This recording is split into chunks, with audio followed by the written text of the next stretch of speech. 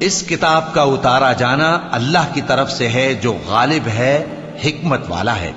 اے پیغمبر، ہم نے یہ کتاب تمہاری طرف سچائی کے ساتھ نازل کی ہے، تو اللہ کی عبادت کرو، یعنی اس کی عبادت کو شرک سے خالص کر کے۔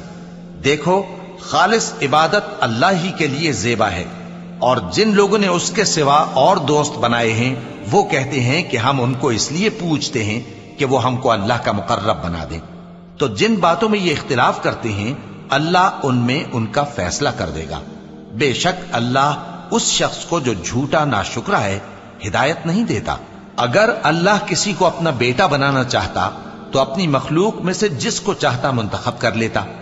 وہ پاک ہے، وہی ہے اللہ جو اکیلا ہے، بڑا زبردست ہے۔ اسی نے آسمانوں اور زمین کو تدبیر کے ساتھ پیدا کیا ہے، اور وہی رات کو دن پر لپیٹتا اور دن کو رات پر لپیٹتا ہے۔